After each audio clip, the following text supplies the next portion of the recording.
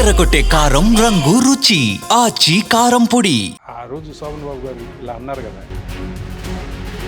చిరంజీవి గారితో అస్సలు నేను పని చేయలేదు. అస్సలు పని చేయలేదు. ఏమో చిరంజీవి గారితో కూడా మంచి క్యారెక్టర్ చేస్తాను. ఆఫ్టర్ ఆల్ ఒకటి రెండు హిట్లు ఇచ్చిన డైరెక్టర్లే పెద్ద పెద్ద కార్లు, లగ్జరీ కార్లు కొనుక్కొని తిరుగుతున్నారు. నేల మీద నడిస్తే అసలు మనం పడే అవకాశం లేదు. నాకు నేల మీద నడవటం ఇష్టం. ఒకే ఒక్కసారి నా డైరెక్షన్లో నేను చేసేటప్పుడు అలా ఒక్కసారి టెన్షన్ తట్టుకోలేక అరుపులు కేకలు పెట్టానండి ఆడుతూ పాడుతూ అనే సినిమాకి. అవునా? ఒక్క ఇన్సిడెంట్లో అంటే ఒక ఫైర్ ఇంజిన్ రావాలి, ఫైర్ ఇంజిన్ వచ్చి బస్సు మీద నీళ్లు కొట్టేసి ఇదంతా 1 అవరే మాట్లాడామండి. ఫైర్ ఇంజిన్ ఈ 1 అవర్లో మీరు ఏం చేసుకుంటారో చేసుకోండి, లేకపోతే మీ ఇష్టం అన్నారు. అంటే దానికి గంటకింత అని డబ్బు. అసలు అంత పెద్ద ఎపిసోడ్ ఎలా అవుతుందండి 1 అవర్లో? నేను ఎలా తీయగలను? రన్నింగ్ మళ్ళీ అది రన్నింగ్ బస్ మీద కొట్టాలి. వాటర్ బస్సు వెళ్తుంటది, ఇది రావాలి, క్రాస్ అయ్యి వచ్చుద్ది, వచ్చిన తర్వాత అందరు దిగి ఇదంతా తీసి వాటర్ కొట్టాలి. ఎన్ని సెపరేట్ షాట్స్ తీసినా కూడా ఆ కాంబినేషన్ షాట్ అన్న 1-2 షాట్లన్నా బస్సుతో పాటు అది కాంబినేషన్ తీయాలి కదా. ఇది ప్రాక్టికల్ కదా.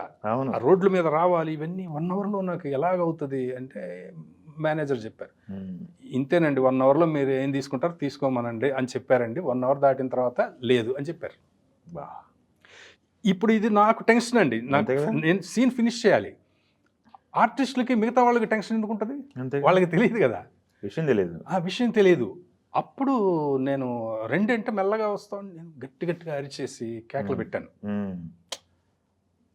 అది జరిగిందండి. అది జరిగిన తర్వాత సరే ఏదో ఒక రకంగా ఆ సీన్ ఫినిష్ చేశాను.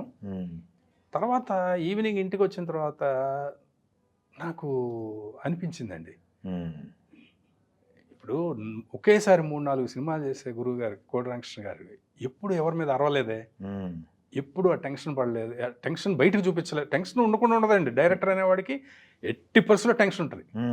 కానీ మనం ఇంకొకరి మీద కేకలేసే అరిచి ఆయన ఎప్పుడు చేయలేదే. ఆఫ్టర్ ఆల్ నేను అసలు ఏమీ కాదు, నేనేంటి ఇంత అరిచేశాను అని ఆ రోజు శోభన్ బాబు గారు ఇలా అన్నారు కదా, డైరెక్టర్ అంటే ఇంటి పెద్ద అని అన్నారు కదా, నేనేంటి ఇలా బిహేవ్ చేశాను, చిచ్చి ఇంక లైఫ్లో ఎప్పుడు ఇలా చేయకూడదు ఇలాగా. అదే నేను అందరికీ ఒకేసారి ఏమండి ఇది 1 అవరే ఉంది టైము, ఈ 1 అవర్లో ఫినిష్ చేయాలి, దయచేసి అందరూ కోఆపరేట్ చేయండి అని మామూలుగా చెప్తే అందరూ చేస్తారు. జరిగేది అదే, నేను అరిచినా జరిగేది అదే, మామూలుగా చెప్పినా జరిగేది అదే. అలా చెప్పుండొచ్చు కదా, ఏంటి ఇలా చేశాను అని చెప్పి ఇంకా తర్వాత ఇంకెప్పుడు నేను సెట్లో ఎక్కడ అరవడం కానివ్వండి, ఎవరి మీద ఇంకొకళ్ళని ఇబ్బంది పెట్టడం ఎప్పుడూ చేయలే. Okay, super sir. వీళ్ళ సార్ చిరంజీవి గారు ప్లస్ చిరంజీవి గారితో అస్సలు నేను పని చేయలేదు. కోడి రామకృష్ణ గారు దగ్గర అంటే నేను ఆయన దగ్గరికి ఎంటర్ అయిన తర్వాత ఆయన చేసింది చిరంజీవి గారితో 2 సినిమాలు. రిక్షావాడు ఒక్కటే. తర్వాత నేను బయటకు వచ్చే టైంలో అంజీ చేశారు. బయటకు వచ్చి రిక్షావాడు సినిమా అప్పుడు నేను వేరే సినిమాలో ఉన్నాను. ఆయన ఒకేసారి 3 సినిమాలు జరుగుతుంటాయి కదండి కోడి రామకృష్ణ గారు. అప్పుడు ఏంటంటే ఒక్కొక్క సినిమాకి ఒక్కొక్క బ్యాచ్ని పెడతారు. అందువల్ల నేను అప్పుడు చేయలేదు. కాకపోతే నాకు సూపర్ గుడ్ ఫిలిమ్స్ మిస్టర్ పెళ్లి కొడుకు పిక్చర్కి ఆయనే క్లాప్ కొట్టారు. మీ సినిమాకి? నా సినిమాకి, నా డైరెక్షన్లో సునీల్ ఆ పిక్చర్కి చిరంజీవి గారు వచ్చి క్లాప్ కొట్టారు.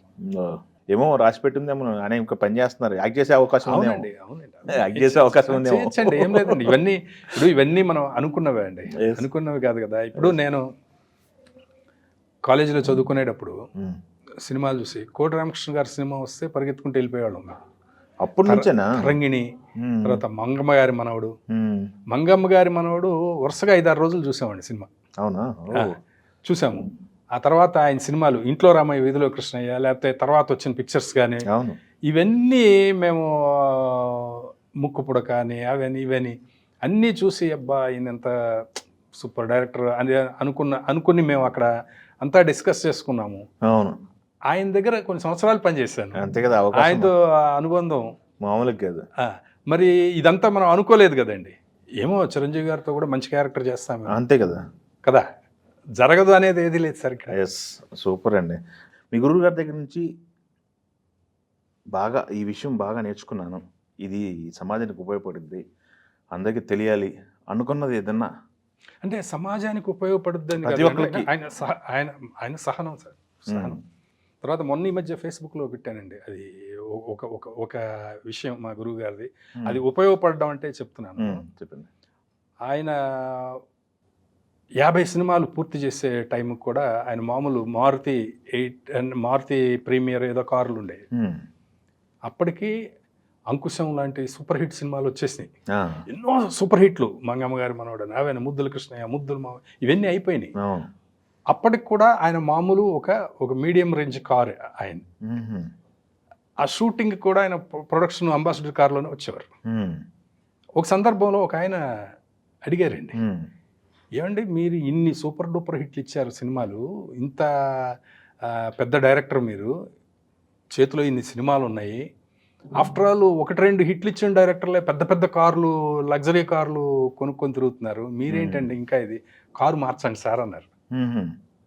పెద్ద కారు కొనండి సార్, లగ్జరీ కారు కొనండి సార్ అని అంటే ఆయన అప్పుడు ఒక మాట చెప్పారండి, లగ్జరీ కారు కొనడందే ఉందండి, 1 కాదు 3 కొనొచ్చు, కొనగలం.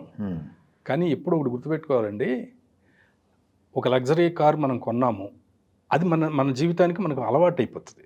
మన జీవితానికి మనం అలవాటు చేసే ఏదైనా సరే, ఈ రోజుతో నీకు ₹1 కూడా ఇంకా రాదు అని అనే సిచ్యువేషన్ ఉన్నా కూడా మన జీవితాంతం దాన్ని కంటిన్యూ చేయగలగాలి. అది కూడా కష్టపడకుండా కంటిన్యూ చేయగలగాలి. ఒకటి ఇదే లగ్జరీ మన పిల్లలకు కూడా అలవాటు అవుతుంది. అవును. ఆ తర్వాత ఎప్పుడైనా మనం దాన్ని బ్రేక్ చేయాల్సిన పరిస్థితి వస్తే వాళ్ళు కూడా ఇబ్బంది పడతారు. కాబట్టి ఈ క్షణం నుంచి మనకు ₹1 కూడా ఇన్కమ్ రాదు అనుకున్నా కూడా మనం ఏమైతే మెయింటైన్ చేయగలమో, ఏదైతే మెయింటైన్ చేయాలో అదే మన జీవితానికి అలవాటు చేసుకోవాలి. నేల మీద నడిస్తే ఎవరు పడరండి, ఎగిరినోడు పడతాడు. అంతేగా. నేల మీద నడిస్తే అసలు మనం పడే అవకాశం లేదు. నాకు నేల మీద నడవటం ఇష్టం అన్నారు.